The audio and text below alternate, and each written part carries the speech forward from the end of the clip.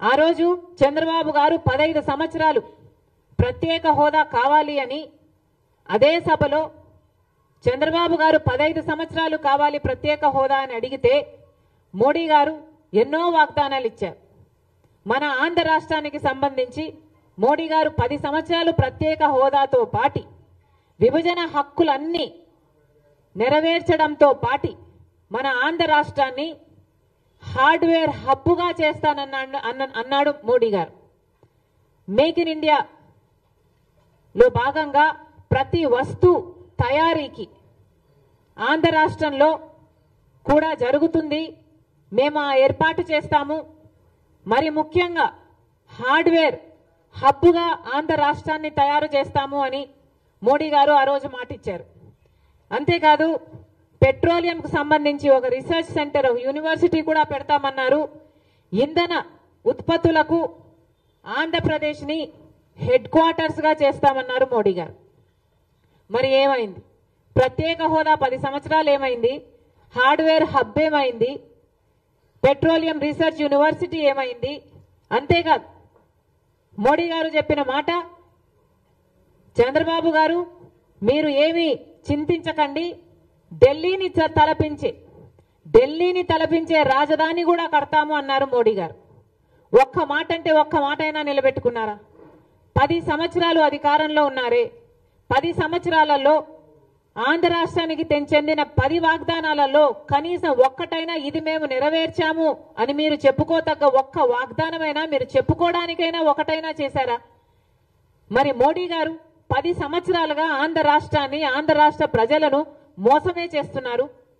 ఇంత చేసినా కూడా బీజేపీ ప్రభుత్వం మనకు ఒక్కటంటే ఒక్క మేలు కూడా చేయకపోయినా కూడా ఈరోజు మన కర్మ ఏమిటంటే అటు పాలకపక్షం ఇటు ప్రతిపక్షం రెండు అదే బీజేపీ పార్టీకి ఊడిగలు చేస్తున్నాయి. ఒక్క లాభం మనకు చేయలేదు, ఒక్క మేలు మనకు చేయలేదు, ఒక్క వాగ్దానం మనం నిలబెట్టుకోలేదు. అయినా ఇటు చంద్రబాబు గారు ఇటు జగన్మోహన్ రెడ్డి గారు ఇద్దరు అదే మోడీకి అదే బీజేపీ పార్టీకి బానిసలు కావడమే కాకుండా ఈరోజు రాష్ట్ర ప్రజలను కూడా బానిసలు చేసే ప్రయత్నం చేస్తున్నాయి. ఎంత విచిత్రం అండి! 10 సంవత్సరాలైందే, 10 సంవత్సరాలైంది మనకు ప్రత్యేక హోదా ఇస్తాము అని చెప్పి. ఈ 10 సంవత్సరాలలో ప్రత్యేక హోదా లేకపోతేనే కదా మనం ఒక్క అడుగు కూడా ముందు వేయలేకపోయాం. ప్రపంచం అంతా వేగంగా పోతుంది, పక్కన రాష్ట్రాలన్నీ వేగంగా అభివృద్ధి చెందుతున్నాయి. కానీ మన రాష్ట్రం మాత్రం అసలు ఒక్క అడుగు కాదు కదా, పక్క రాష్ట్రాలతో పోలిస్తే అవి వేగంగా వెళ్ళిపోతున్నాయి కాబట్టి మనం 25 అడుగులు వెనక్కి వేసాం. ఇది కర్మ కాకపోతే ఏమిటి? ప్రశ్నించే వాళ్ళు ఎవరైనా ఉన్నారా?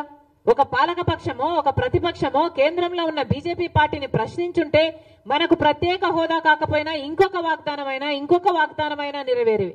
కానీ ఒక్కటంటే ఒక్కటి కూడా బీజేపీ పార్టీ మనకు అమలు చేయలేదు.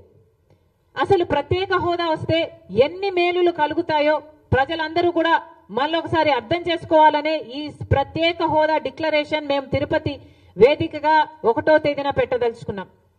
ప్రత్యేక హోదా వచ్చిన రాష్ట్రాలు ఉత్తరాఖండ్ అయితేనేమి, హిమాచల్ ప్రదేశ్ అయితేనేమి. ఉత్తరాఖండ్లో అయితే 2000 పరిశ్రమలు వాళ్ళకు ప్రత్యేక హోదా ఉంది కాబట్టి 2000 పరిశ్రమలు వాళ్ళకు వస్తే 490% బిడ్డలకు ఉద్యోగ అవకాశాలు పెరిగాయి. మరి ప్రత్యేక హోదా సంజీవిని కాకుండా ఎలా అవుతుంది అని అడుగుతున్నాం. ప్రత్యేక హోదా సంజీవిని కాబట్టి ఆ రాష్ట్రాలలో అన్ని పరిశ్రమలు వచ్చాయి, ఆ రాష్ట్రాలలో అన్ని ఉద్యోగాలు వచ్చాయి. హిమాచల్ ప్రదేశ్లో అయితే 10,000 పరిశ్రమలు, కొత్త పరిశ్రమలు ప్రత్యేక హోదా అది అయ్యాక వచ్చాయి. మరి మన రాష్ట్రంలో 972 కిలోమీటర్ల సీషోర్ ఉంది. మనకు ఎన్ని పరిశ్రమలు వచ్చుండొచ్చు, మనం ఎంత అభివృద్ధి చెందుండొచ్చు. కానీ ఇవేవీ జరగలేదు. కనీసం రాష్ట్రంలో పట్టుమని 10 కొత్త పరిశ్రమలు కూడా రాలేదు కాబట్టి మనం ఎక్కడా అభివృద్ధి చెందలేదు. మన పరిశ్రమలు రాలేదు కాబట్టి మన బిడ్డలకు ఉద్యోగాలు కూడా ఈరోజు లేవు. ఈరోజు ఉద్యోగాల గురించి మాట్లాడితే అసలు ఉద్యోగం గురించి ఎంత వాళ్ళకు టైట్ గా ఉందంటే, ఉద్యోగాలు దొరక్క బిడ్డల జీవితాలు ఎంత నలిగిపోతున్నాయి అంటే, పక్క రాష్ట్రాలకైతేనేమి లేకపోతే వలసలు పోవడం అయితేనేమి ఇవాళ మన రాష్ట్రంలో ఇంత ఎక్కువ అయ్యాయి అంటే ఒక రోజు ఇలాగే పరిస్థితి కొనసాగితే అసలు యువతే లేని రాష్ట్రంగా మన రాష్ట్రం తయారవుతుంది. ఇదేనా కావాల్సింది? డిఎస్సి అన్నారు, మెగా డిఎస్సి అన్నారు. జగన్మోహన్ రెడ్డి గారు ఒక దగా డిఎస్సి ఇచ్చారు. 2,30,000 ప్రభుత్వ శాఖల్లో ఉన్న ఉద్యోగాలను భర్తీ చేస్తామని చెప్పారు. అసలు భర్తీ చేసింది కనీసం 2,000 ఉద్యోగాలు కూడా కాదు.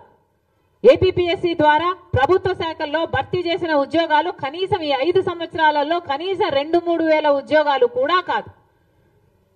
ప్రతి సంవత్సరం జాబ్ క్యాలెండర్ ఇస్తామన్నారు. మళ్ళీ అది ఒక దగాయే. ఇలా అందరినీ, బిడ్డల్ని, ప్రజల్ని మోసం చేసుకుంటూ పోతే ఇక మీకు విలువేముంటుంది? మీకు క్రెడిబిలిటీ ఏమున్నట్టు? అసలు ప్రత్యేక హోదా ఊసే లేకుండా పోయింది ఈరోజు.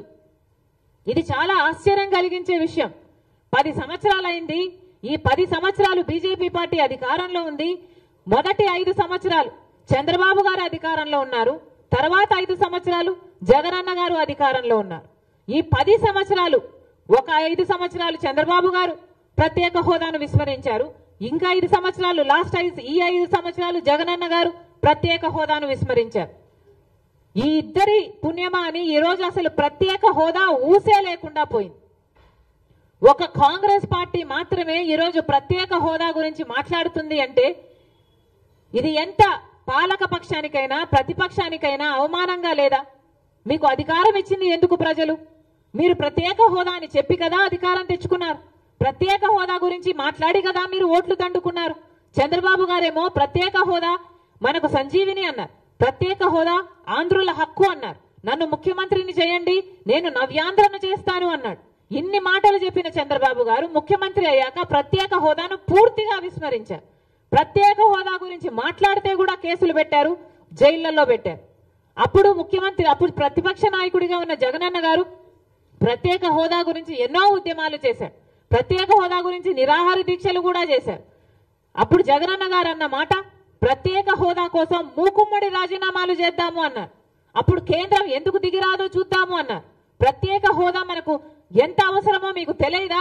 మూకుమ్మడి రాజీనామాలు చేద్దాము, మనం ప్రత్యేక హోదా సాధిద్దాము అని ప్రతిపక్షంలో మాట్లాడిన జగనన్న గారు ముఖ్యమంత్రి అయిన తర్వాత ఎంతమంది రాజీనామాలు చేశారు?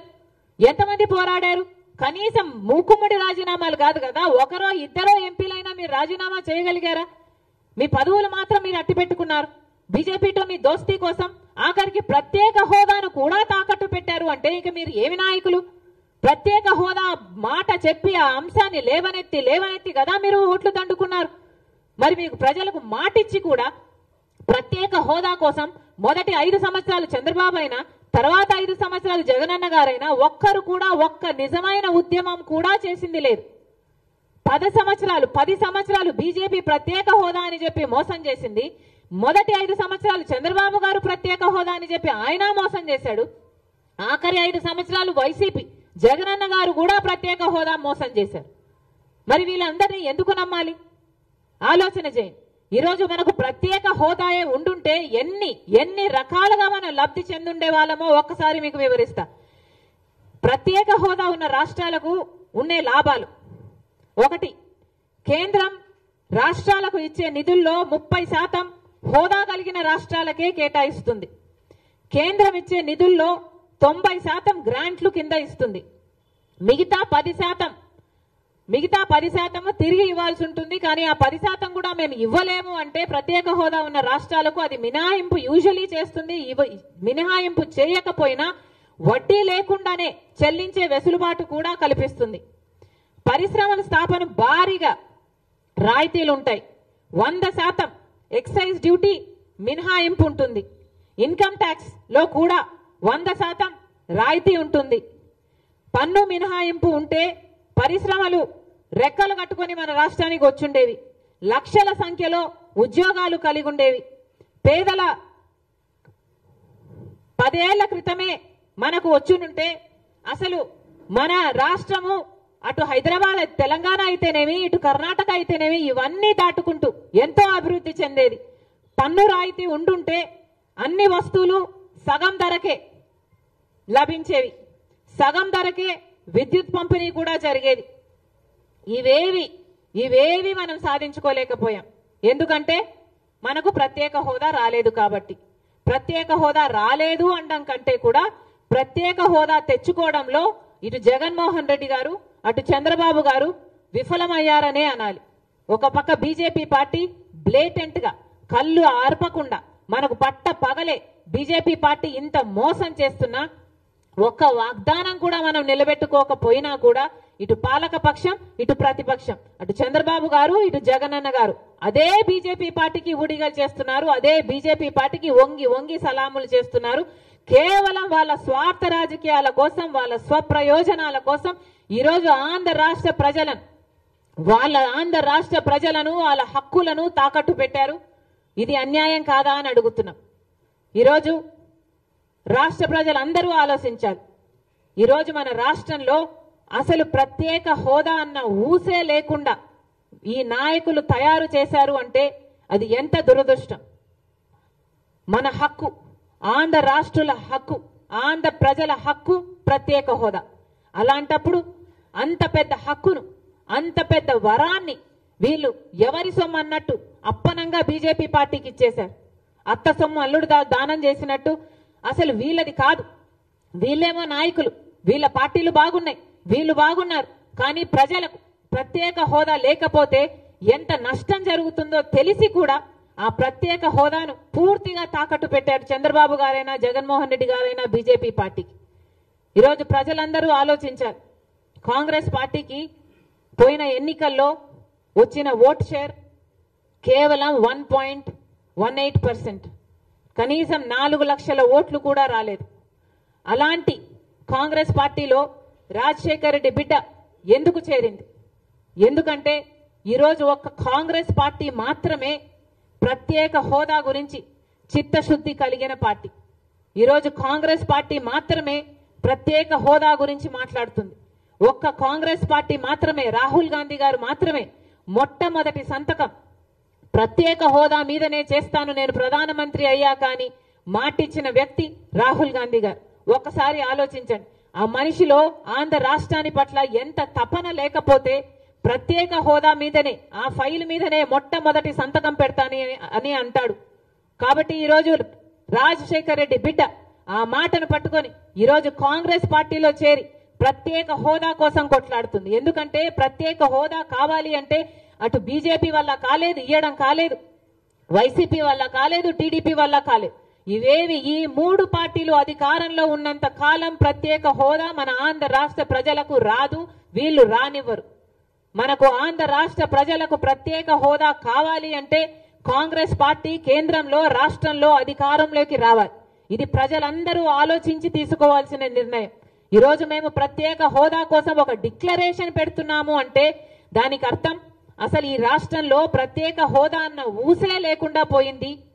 మళ్ళీ ప్రత్యేక హోదా ఎంత ముఖ్యమైందో చెప్పడానికే ఈ డిక్లరేషన్ పెడుతున్నాం. కాంగ్రెస్ వైఖరి ప్రత్యేక హోదా మీద ఎలా ఉండబోతుందో చెప్పడానికే ఈ డిక్లరేషన్ పెడుతున్నాం. మళ్ళీ చెప్తున్నాం, ప్రత్యేక హోదా రావాలి అంటే కాంగ్రెస్ పార్టీ అధికారంలోకి రావాలి. ప్రత్యేక హోదాయే కాదు, పోలవరం ప్రాజెక్టు పూర్తి కావాలన్నా కాంగ్రెస్ పార్టీ అధికారంలోకి రావాలి. రాజధాని కావాలన్నా కాంగ్రెస్ పార్టీ అధికారంలోకి రావాలి. కడపలో స్టీల్ ఫ్యాక్టరీ అయినా కాంగ్రెస్ పార్టీ అధికారంలోకి రావాలి. వైజాగ్ లో ప్రైవేటైజేషన్ కి వైజాగ్ స్టీల్ కాపాడుకోవాలన్నా కాంగ్రెస్ పార్టీ అధికారంలోకి రావాలి. ఈరోజు కాంగ్రెస్ పార్టీ మాత్రమే రాష్ట్ర ప్రజల గురించి ఆలోచన చేస్తుంది. ఇప్పుడున్న ప్రతిపక్షమైనా ఇప్పుడున్న పాలక పక్షమైనా బీజేపీ పార్టీకే ఊడిగలు చేస్తున్నాయి. ప్రతి బిల్లుకు మద్దతు ఇస్తున్నాయి. వాళ్ళ ప్రతి వ్యాపారాలకి, వ్యాపారవేత్తలకు వాళ్ళకు అండగా నిలబడుతున్నారు. ఎక్కడ పదవులు కావాలంటే అక్కడ పదవులు ఇస్తున్నారు. అసలు బీజేపీ పార్టీలోనే వీరు ఉన్నారా అన్నంతగా బీజేపీ పార్టీకి అమ్ముడు పోయిన పార్టీలు వైసీపీ పార్టీ, టీడీపీ పార్టీ. రాష్ట్ర ప్రజల గురించి వీళ్ళకి ఆలోచన లేదు. మళ్ళీ చెప్తున్నా, ఒక కాంగ్రెస్ పార్టీ మాత్రమే ప్రత్యేక హోదా తేగలదు. కాబట్టి రాజశేఖర్ రెడ్డి బిడ్డ ధైర్యం చేసి ఈరోజు అసలు ఎక్కడ కాంగ్రెస్ పార్టీయే లేదు, కాంగ్రెస్ పార్టీకి బలం లేదు అని తెలిసినా కూడా ఈరోజు ఒక గట్టి నిర్ణయం తీసుకొని కాంగ్రెస్ పార్టీని బలపరుస్తేనే, కాంగ్రెస్ పార్టీ అధికారంలోకి వస్తేనే మనకు ప్రత్యేక హోదా వస్తుంది. కాబట్టి ఈ పార్టీలో చేరాను, ఈ నాయకత్వం కూడా తీసుకున్నాను. మీరు కూడా రాష్ట్ర ప్రజలందరూ నిర్ణయించుకోవాలి. వాళ్ళ బిడ్డల కోసం, మీ బిడ్డల కోసం, మన బిడ్డల కోసం మనం నిర్ణయం తీసుకోవాలి.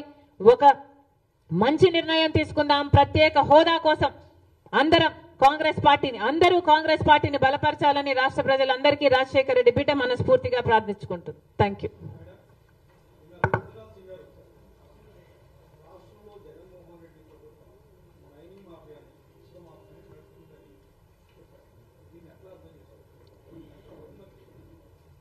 జగన్మోహన్ రెడ్డి గారు ఇక్కడ అవినీతి చేస్తున్నారు అని బీజేపీ పార్టీకి తెలుసు.